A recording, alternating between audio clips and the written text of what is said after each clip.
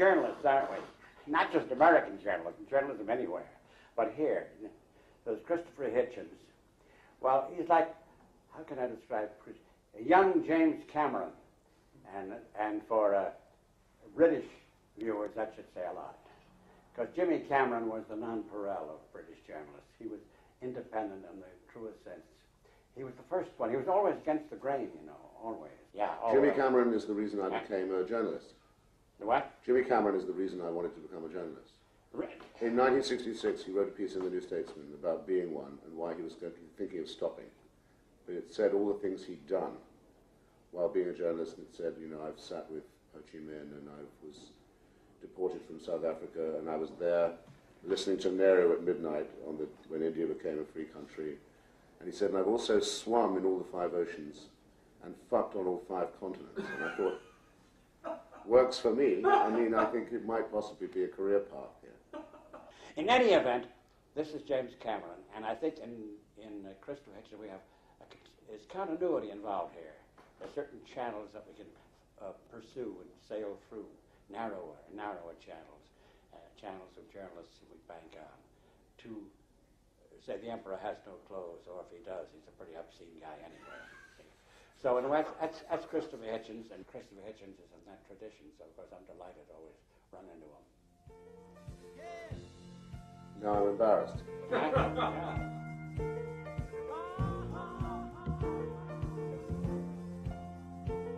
What brings you here?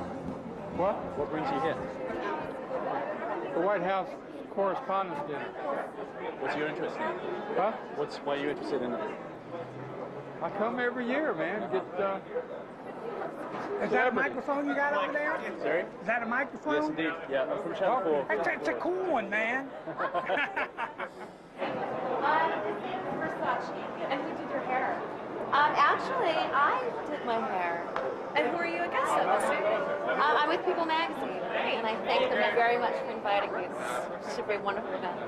She's on Ally McBeal, but Ally McBeal. What's the fascination between Hollywood and Washington? Why are so many stars coming to this White House dinner? I guess it's power, baby. And entertainment. All in one. All in one. Saxon Scandal, there you go. That's the thing. That sells the tickets, right? To those who make the media, plain people just like me, but who with tools of pen and image lead society. The world is standing at a threshold that you can see us through. And I cannot help but think of all the good that you could do. And I need to know, I need to know. In May 1999, while NATO planes were bombing Belgrade, Christopher Hitchens, a British journalist, was touring his latest book around the States. The target of his poison pen was the American president. The title of his book, No One Left to Lie To, The Triangulations of William Jefferson Clinton. Unusually for a left-winger, Hitchens attacked Clinton not just for his warmongering and shafting the poor, but for Clinton's sex life, which Hitchens saw as part and parcel of the president's public corruption. This is a story of American political culture, American media culture, and one stubborn, arrogant Brit who bulldozes through it all. Hitchens started his tour in his hometown of Washington, at an annual dinner which he hates, being feted by right-wing demonstrators who, until he turned on Clinton, would have hated him. Bad food and groveling, a lousy combination. Well, but I'm going to give out some leaflets. Oh, please do. Please do. This is my one and only success other than the right-winged... oh, someone's shouting my name through a loud hill. Oh, they love you. They're shouting White House Pimp Corps. What? Pimp Corps. Stop the madness! Stop the madness! I'm going in the wrong area. It's a bit more subtle than that. My love, you're going in the wrong area. Yeah, oh, okay.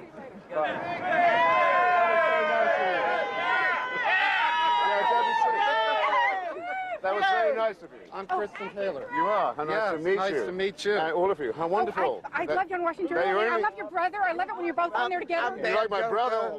You must learn to discriminate. Walk out. Don't honor this. It's enough.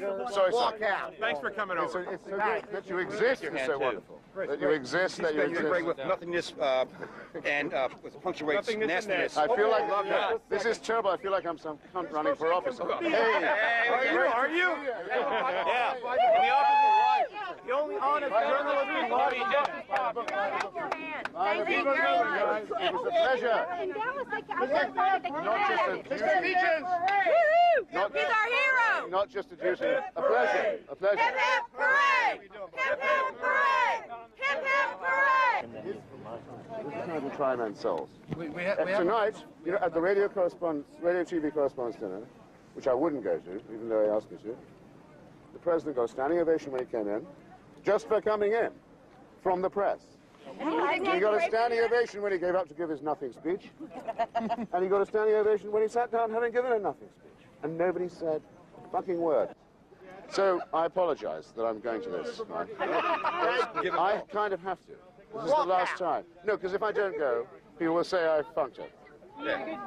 If I don't come, people will say I was avoiding combat. So I decided I have to do it. It's my last year. It's my last year. This is stuff you wanted printed out. That's fantastic. Thank you very It's much. a whole bunch of kind of stuff. Thank you.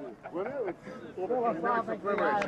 Right. It is a privilege. Yeah, fight the good fight, Chris. Really do. Outstanding. Well, isn't it wonderful when all the questioners, all the hostile ones are incoherent? I want to thank you for everything you've done. Oh, hey, thank you for saying so. It's nothing but a pleasure. On behalf of every good American It's an honor. who wishes to live in a free country It is an honor. instead of a dictatorship, which is what we're moving towards. As you know, Mr. Franklin said, What's that? a republic if you can keep it. If you can keep it. A republic if you can keep it. The free republic! The free republic! The free republic! Thank you, Chris. Thank you, Chris. Thank you, Chris. Thank you, Chris. Thank you, Chris. Thank you, Chris. Thank you, Chris. Christopher Hitchens, a patriot. I have a leaflet. This is the London Times. Good evening. Good God, how wonderful. Don't tell me you came for this. No, we're here now. When did you You're come? never going to get a message for you. No, not a word. Honestly, I'm terribly sorry. No, ages ago. No, we moved about a month ago.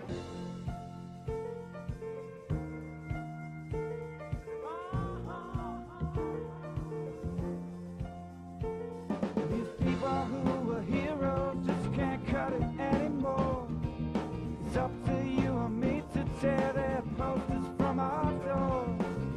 When you were tired of hanging out, they drove you home. Now you've seen inside the car. I wish I'd leave you alone. Don't try to pretend. Say it's not up to me. Hey, like everything you see walking down the street, your life is making believe. Hey, making believe.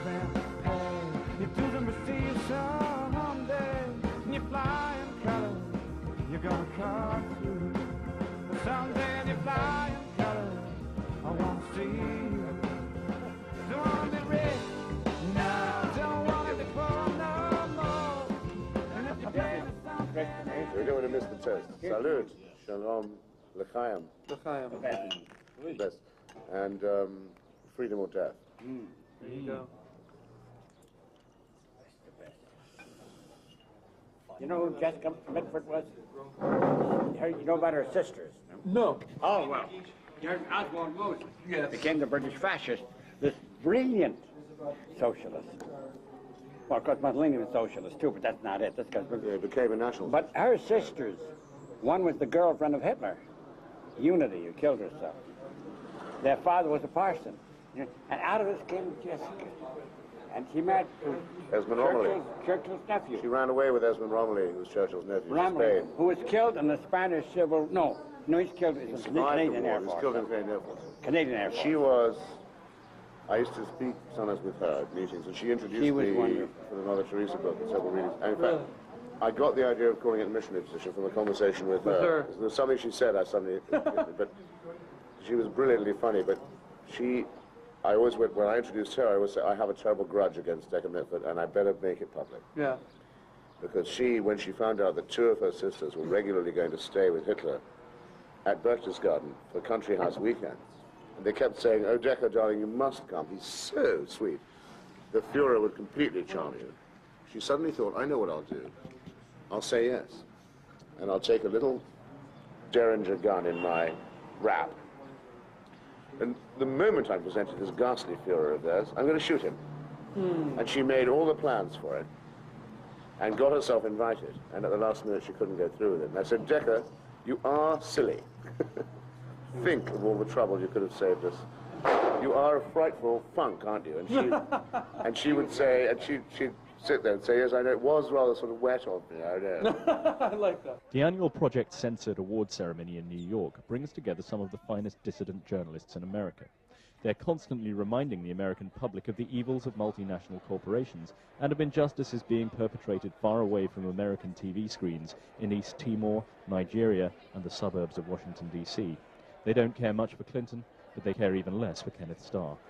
Clinton is part of the machine that is Democrats, Republicans, it doesn't matter. It's all one establishment block of government that's corporations and all that. And people might have a fantasy that Clinton can be a better alternative than, say, Bush. You know, incrementally it may be true, and we try to stay optimistic as much as possible, but as far as, you know, harassing Clinton about his sex life or something like that is total smokescreen, and you know, we'd be better off, you know, harassing Clinton for his, you know, warmongering or something like that than his, you know, drop trow. Not once, but 3 times last year, Bill Clinton ordered the use of cruise missiles against remote and unpopular countries. On each occasion, the dispatch of the missiles coincided with bad moments in the calendar of his long and unsuccessful struggle to avoid impeachment. No one needs to die of meningitis, but in Sudan people still are, because the definition of underdevelopment is a country that has only one of everything: 1 airport, 1 radio station, 1 pharmaceutical plant. And that plant in Sudan was blown up by Mr. Clinton to save his face. The face, this face to be precise. Is there only a Hollywood link between Clinton's carnality and Clinton's carnage? Was our culture hit by weapons of mass distraction? I think the mainstream media on Clinton, you know, they go up and down. On Monica, they were completely wrong. They were wrong in every single way. And it was great to see them so wrong. I mean, they were all saying there'll be impeachment. When it first came out, they'll say, you know, he's likely to last 3 days.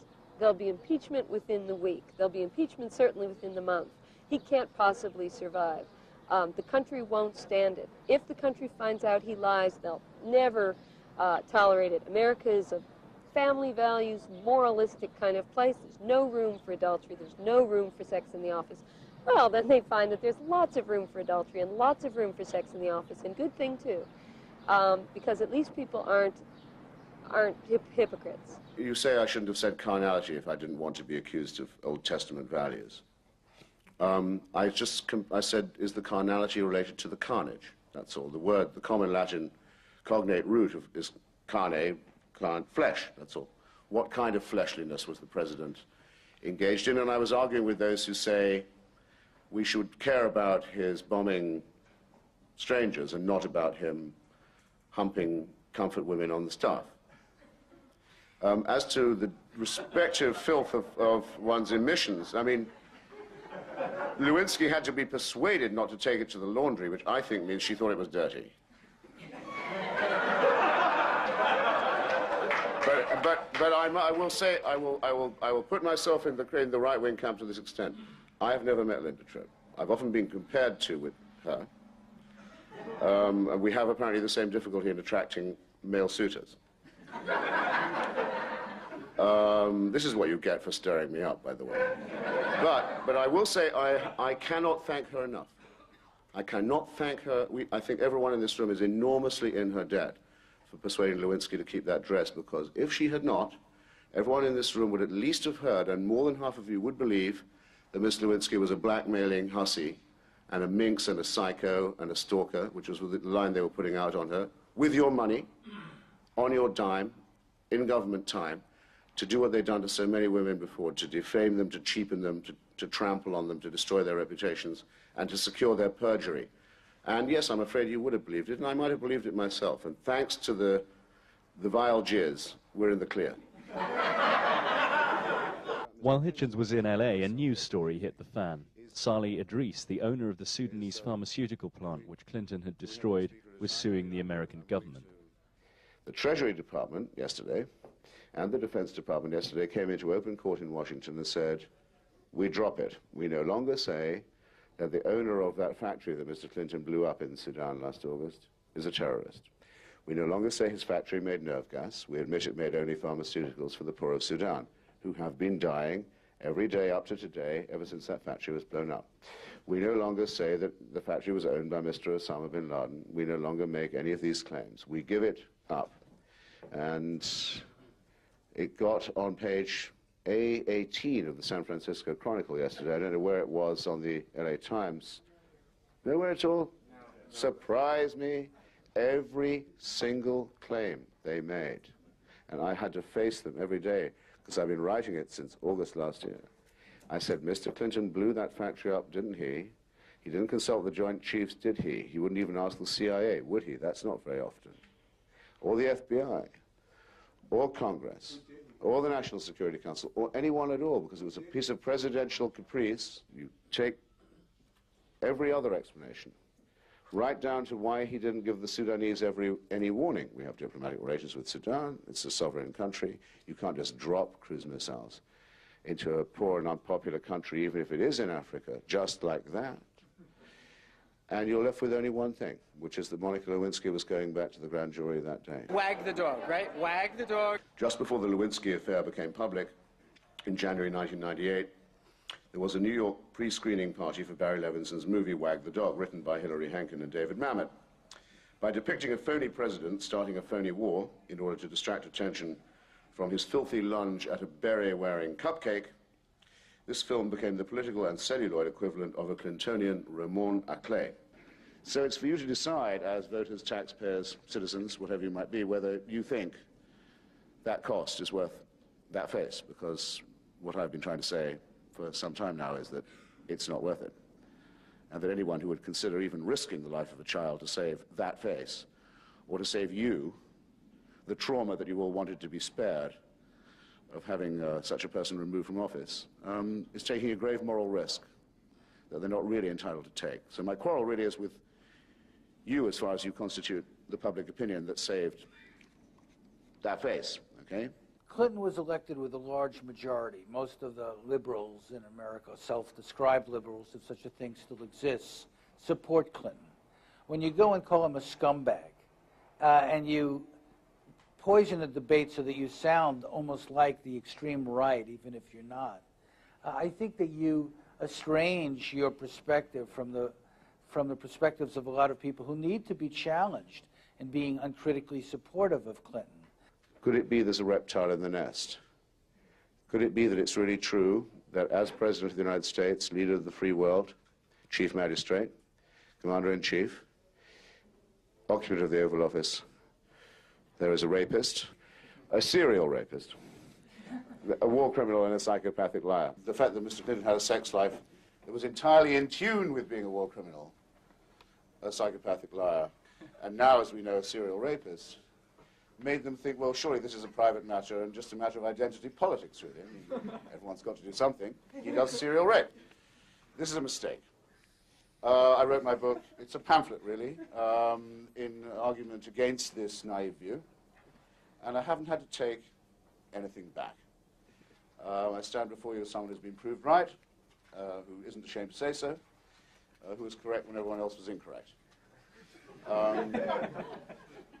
And who has no intention of not milking the fact. So I think Hitchens' anger sometimes has overtaken him. His frustration, I think, by living in Washington and being exposed to that environment has produced a very harsh reaction, a counter reaction to it. And it just shows, if you work in a whorehouse, you're going to get fucked. Hitch's war cry of rapist is based largely on the testimony of Juanita Broderick, a nursing home supervisor who reluctantly revealed to NBC that Bill Clinton had raped her in 1978. There isn't the remotest possibility, in my opinion, that Juanita Broderick is not telling the truth. Some people are content to say, well, it's not provable, and anyway, it's her word against his. Her story was known to a very small group of people, one of whom attempted to make it public a long time ago over her objections. She didn't want to revisit the subject.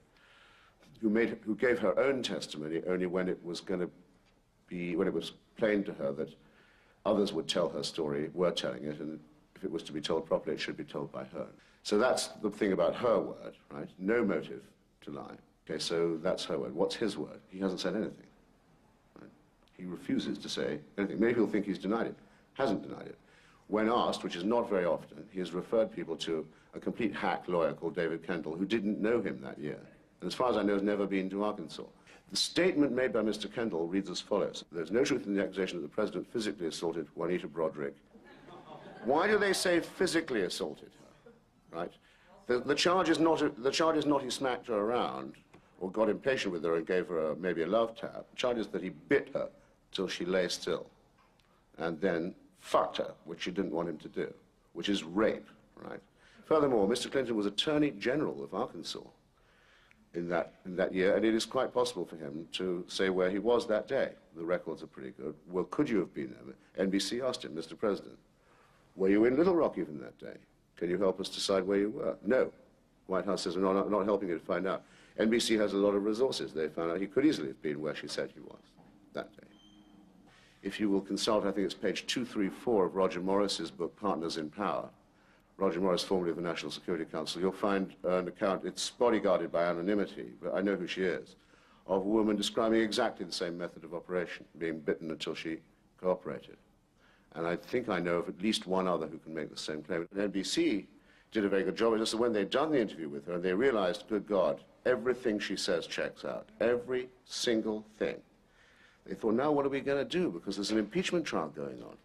If we show it now, we've got a real story on our hands. Well, believe you me, you may think that the mass media is only interested in ratings and sensation and profit, but that's not true. They are very interested in those things, but they're much more interested in safeguarding the political consensus. And political consensus would have been shattered by NBC airing a rape allegation against a sitting president during his trial. So it was aired after the trial was over. We live in a society where consensus is considered very high, in fact, the highest value. And if you wanted to be part of the consensus, then you had to say that sex was consensual too. Otherwise, you were an extremist and a marginal person, as I stand before you. The notion that there's a cloying consensus between Republicans and Democrats, Tories and Labour, on most of the substantial issues of modern politics is central to Hitchens' worldview. One writer he quotes in his book is Christopher Cook, an award-winning investigative journalist who doggedly chronicles the experiences of Americans exploited on welfare-to-work schemes where they provide a cheap, pliant labor force for businesses who've lined the politicians' pockets. I mean, I think that consensualism is a good word for it. If you look at the bipartisan consensus for demolishing the welfare system, there have been hardly any voices in Congress that have actually come out against the welfare reforms in a real critical fashion. A much better book that's coming out soon from Verso by Nick Cohen, which I've been reading, states much better than I have been able to do how gruesome it is when the supposed party of reform, or the party of change, or the party of the poor, or the party of the people signs on to every pathetic abracadabra of the establishment and the ruling class and the consensus. Because when that party does that, it means that the possibility of opposition has been foreclosed. That there is a consensus whether you want it or not, or especially whether you voted for it or not. It's a consensus that is achieved by people who are willing to pay to have one, which not everyone can do. Christopher Hitchens is I've known him for nearly 30 years. And we're very good friends, and so I came to support my path. And you still share the same Politics? No, he was always much more, when I first met him, he was a proselytizing Trotskyist who sold the Daily Worker with James Fenton on the Kilburn High Street every Saturday morning, whereas I was a kind of Osric figure, a fop, non-political. Christopher Hitchens said many years ago when the Cold War was ending, he said, and when the unions were bust by Margaret Thatcher, he said, the trouble with England is all the piss and vinegar's gone out of it, you know. The paper that Hitchens used to sell in Kilburn was actually Socialist Worker and not the Daily Worker. In those days, the distinction between far-left factions was far more important. Hitchens belonged to the International Socialists, a group of dissident Marxist revolutionaries, as hostile to the Communist Party and the Soviet Union as they were to Wall Street and Downing Street.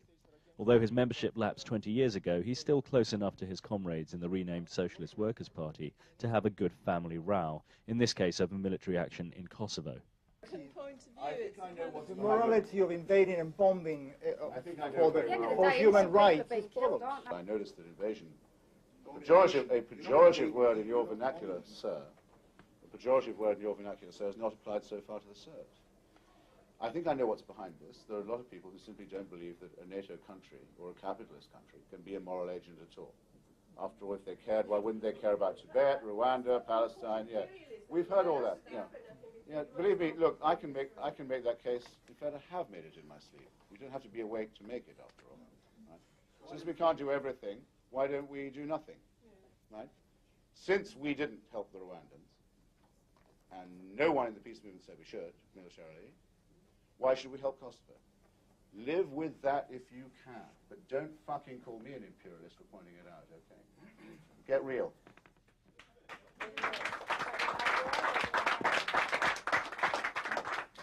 Two people, right? Body bag peace movement is contemptible. I remember being part of it. I remember fighting. I remember fighting the Viet Cong. I would do it all again. Matter of principle. Matter of principle. Take the side of the victim. Support their struggle. You're just looking for a quiet life for liberalism. I hope you don't get it. Can we just have a bit of... No, you suck. You all suck.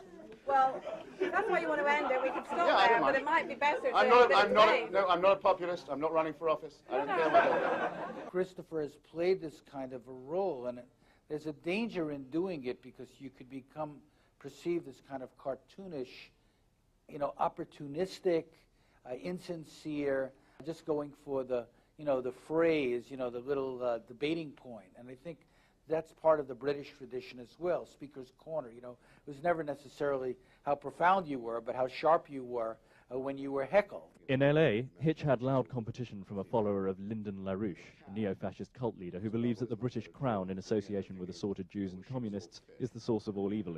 The question about Mr. Clinton is my subject for the evening,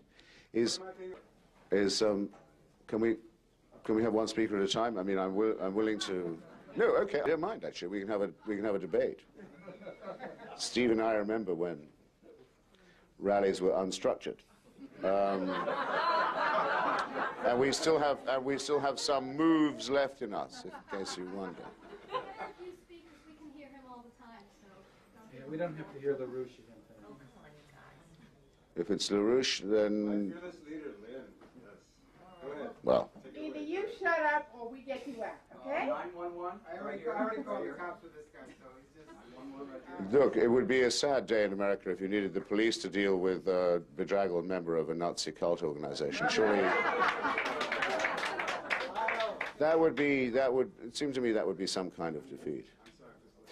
When Mr. Ronald Reagan used to borrow bad lines from crap movies, usually involving the worst sort of sex and the nastier kind of violence, everybody knew when to laugh and how, and were very consensual with one another about that. But when it actually happens that you get a Stanley Kubrick president who will use phallocratic cruise missiles really to solve his court calendar and to clear the decks of his nasty harassment cases and what goes with them, there wasn't a single liberal in the country who knew how to say a goddamn fucking word. And that's what I'm facing you with. You all know how to laugh at the people. And what are you doing for them? What are you doing for them by your silence? Did the Nation say anything about Clinton doing this? Not a squeak. Did the New Yorker, did the New Republic, did Dissent, did the New York Times op-ed page? No, I know they didn't. That would be true even if various paranoid nutcases had tried to chime in when it was too late. Because not even that would save the credit of liberalism, would it? And I'm sure that's not your purpose, sir, so you might as well keep your place. Or look like more of a damn fool than you do already. He thinks his timing is so great. Woof. So that's where I want to begin. The point is, I know what, everybody knows what your stupid paper is called. Everybody knows what your damn paper is called. So. Yeah, believe me, it's not from lack of knowledge that people don't support your leader. You know that, no, George, leave him alone. Leave him alone. No, come on, he couldn't. No, come on. I wouldn't piss on him if he was on fire. Come on. Come on, leave him alone. Officer.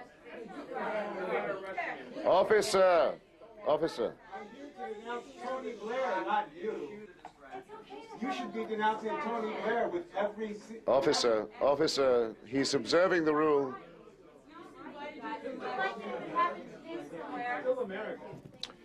He's the poor sap. Actually, one more thing out of you, and I won't call the police, I wouldn't do that. I'll take you out myself, okay? And if you don't believe me, try me. Go on, try me. All right, that's it. Come out with me now. Come out with me now, or hold your fucking peace. Keep your mouth shut. We need the police to leave.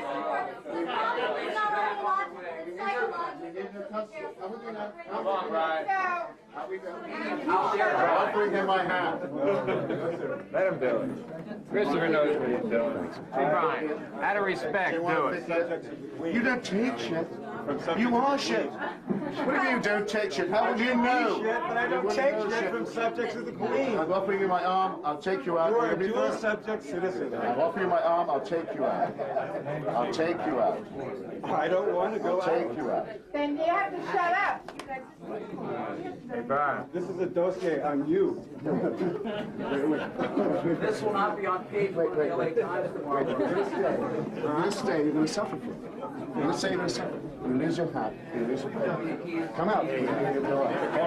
Get up for a minute. Brian, you know me, right? Yes, sir. It's got time for a breath of fresh air. Let them talk to him. Let them talk to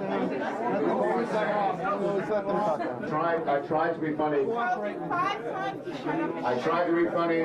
I love hecklers. There has to be one at every meeting. It's awful what we do. All right, I'm not going to be dragged out. Okay, and now you know, I offered him my arm. Can I have my hat? Take my arm or we'll go. Took my hat. You'll go for the tops. You'll go for the tops. You're a worthless jerk. If you had any courage, you wouldn't go for the tops. Have a good night, sir. Okay, you're a worthless, cowardly jerk. Yeah. You wouldn't take my arm to go out, and you'll go like a lamb with the tops. You're a fucking jerk. You're useless. You don't count. What? Imagine that this guy thinks he's revolutionary. Like a lamb top.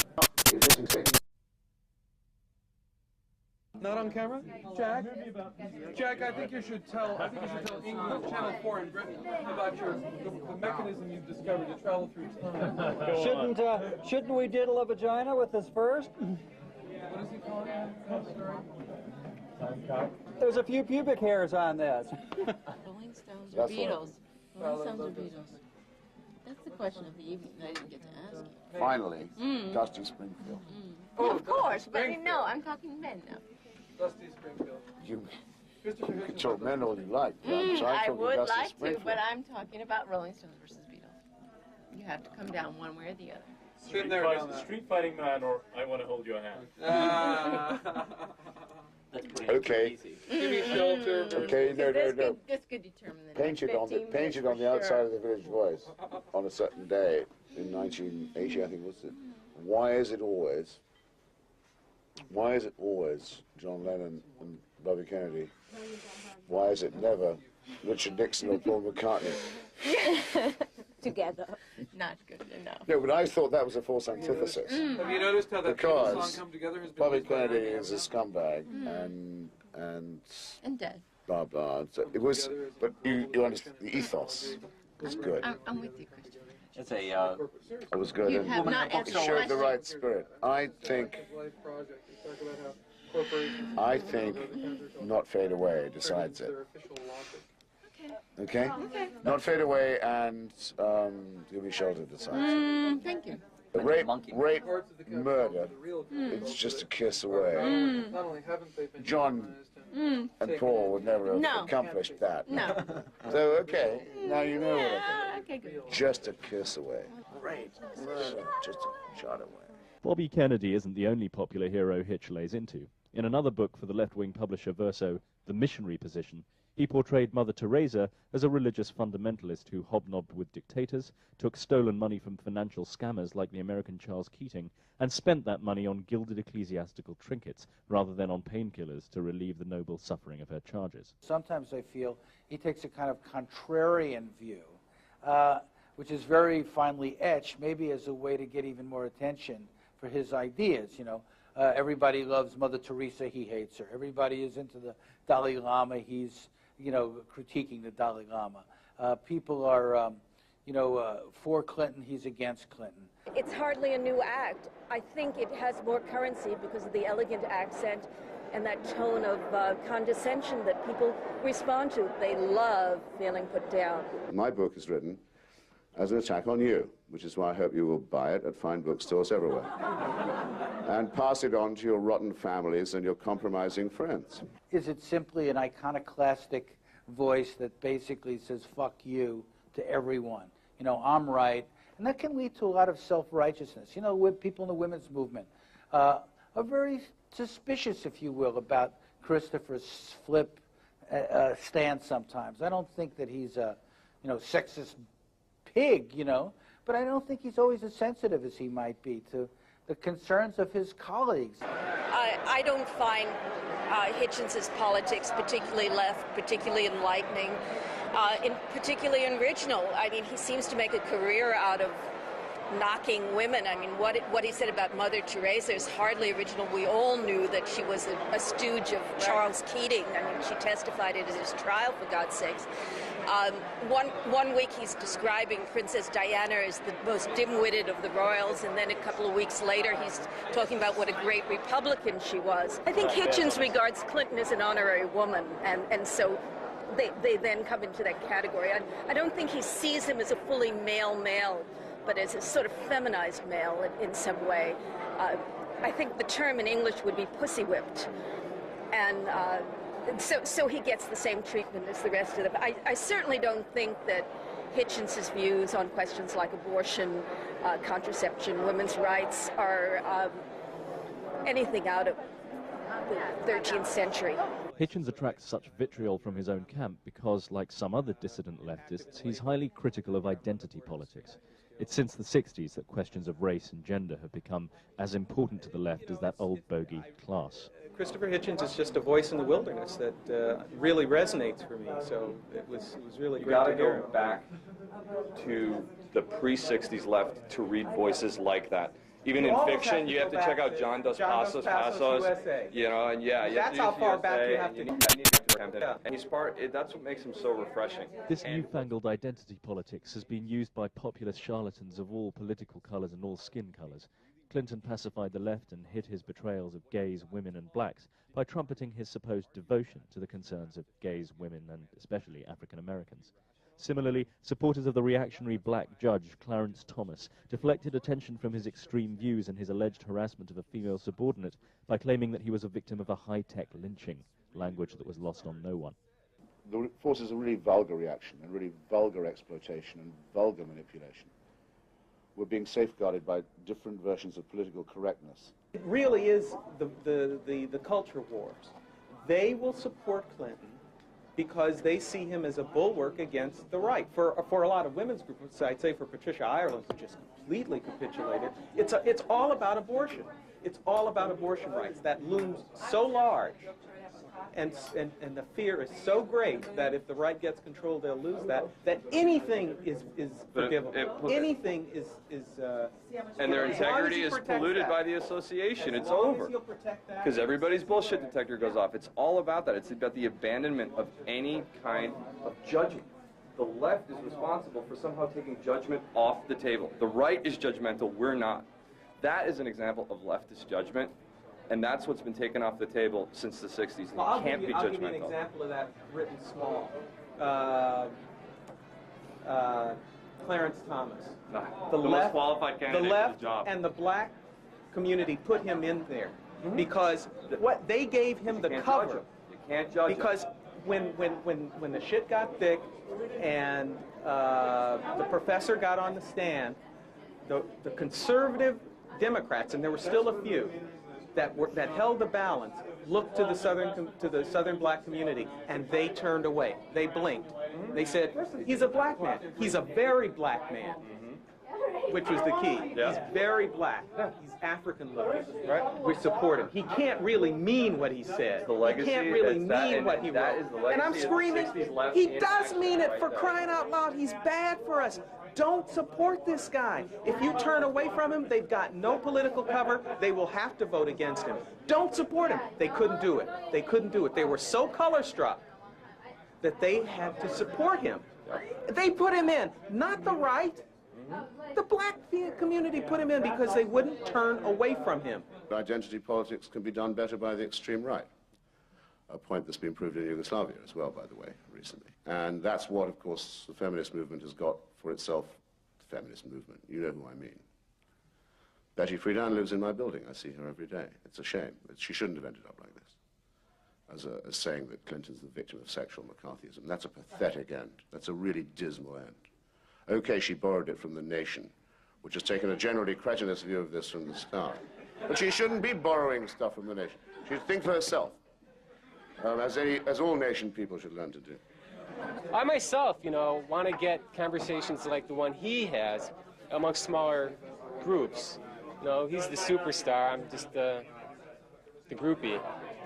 What does it say about us as a country if we are infatuated with Mother Teresa's and Princess Diana's and Dalai Lama's and Bill Clinton's, or audiences like this? Because what we do to Bill Clinton, kind of like, oh, here he is, Mr. President, he's getting from this audience a kind of uncritical acceptance.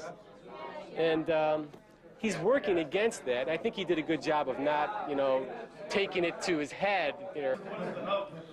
What? Oh, there is no hope for the left. There's no hope for the left as long as questions like that can be asked of someone like me. I mean, if you're asking me, then there is no hope for the left. You might want to think of an answer rather than a question there. And I think the first rule would be the one I never tire of, which is the one of Eugene Debs, which is don't ask that. Don't be a follower. Don't look for a leader. If he could lead you into the promised land, he could lead you out.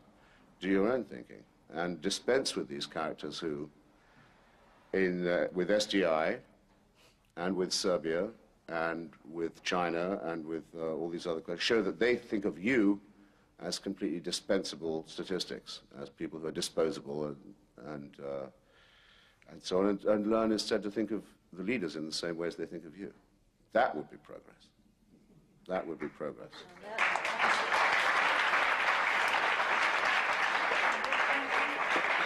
Are you conscious of something missing? Yeah, what's missing is I wish more of us were writing or putting together these stories ourselves, and we're a little less, I guess, passive in the construction of the stories. And that, there's nothing in this book that he hasn't written about elsewhere, and yet he probably just sold 50 or 60 of these books, $20 a copy. For what? I mean, it's an object you can bring up to him and get it signed. And, you can take Christopher Hitchens home with you and put him on your bookshelf and never have to worry about him again and say, yeah, I'm down with Hitchens. You know what I mean? It's the fashion. The counterculture becomes the over-the-counter culture. But Hitch, the cocktail party Marxist, has long flirted with fashion. On top of his regular column in the small circulation left-wing magazine, The Nation, he's a contributing editor to the high-rent glossy Vanity Fair. Christopher is a trinket. Christopher is fashionable. I mean, Vanity Fair is interested in being fashionable, and it is fashionable to cover the gamut. How many chocolates can you have in the chocolate box? And of course they should all look different, and they should all be desirable in one way or another, even if someone uses you because they want your chocolate in their chocolate box. I think you might want to be the bitter pill, You might not want to be one of those appetizing treats. This is one of the problems with the media culture in America. It's being driven, by showbiz, not newsbiz. It's being packaged as showbiz, even when it is newsbiz. And critical voices like Christopher Hitchens, or occasionally and rarely my own when I can get, on the air, are if we're not muzzled, we're marginalized. And we don't frame the debate, but we play in the sandbox that other people created. It's a dilemma. Do you do it or not? But Hitchens doesn't just serve up light snacks to the glossies. Over the years, he's interested his elite Vanity Fair readership in the horrors of America's healthcare and the evils of its foreign policy. My next piece in Vanity Fair is about the execution of teenagers in the United States. The United States and China and Yemen are the only 3 countries not to have ratified the treaty that says that the insane, the underage, and the pregnant will not be executed. The United States government just last week told the United Nations to get lost, to fuck off on that very point. But Governor Wilson says that he thinks the age should be 15, which is progress of a kind. Death, sex, and politics are closely intertwined in America. In 1992, as governor of Arkansas, Clinton was expected to commute a death sentence passed on an unusual murder convict. Ricky Ray Rector had shot himself in the head on his arrest. He had no understanding of his trial or sentence and was nursed back to life only to spend 10 years on death row awaiting execution. Clinton went personally to supervise the execution of this self-lobotomized black man at a time when his poll ratings were in trouble because of his affair with Jennifer Flowers. George W. Bush in Texas proved his political toughness by pushing ahead with the judicial murder of Carla Faye Tucker, despite appeals for clemency from the Pope himself. What do you think motivates Hitchens in this book? Is it just a political book, or is it a personal animus? I don't know, I haven't read it yet, but what Hitch has primarily against Clinton is Ricky Ray Rector, and that was the conception of a real hatred. And just as when Ricky Ray Rector bought it, everyone was talking about Jennifer Flowers. So while it's her name, Carla Faye Tucker,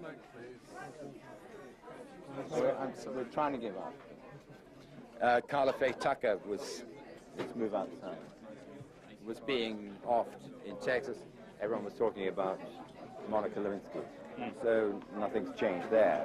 Mr. Clinton began his campaign for re-election in 1996 with those expensive illegal ads, the first one of which described him as the first capital punishment president. So get used to it. We needed a leader from a different era. So Bob Dole's off the list, and you have Bush off the list. So it's Clinton's up to bat, and he adopts the same establishment morality that he doesn't even fucking believe. And so we have to go through it for another 8 years. Back at the White House Correspondents' Dinner, all hopes that Hitch would ambush his quarry were dashed. He slipped out at the start of Clinton's speech, saying it made him physically sick. You may have seen a list compiled by the Museum of the top 100 news stories of the century. Everything from putting a man on the moon to the polio vaccine, ranked in order of importance. I don't mind telling you who made the museum list. Something about the events of last year. Number 53. 53. I mean, what does a guy have to do to make the top 50?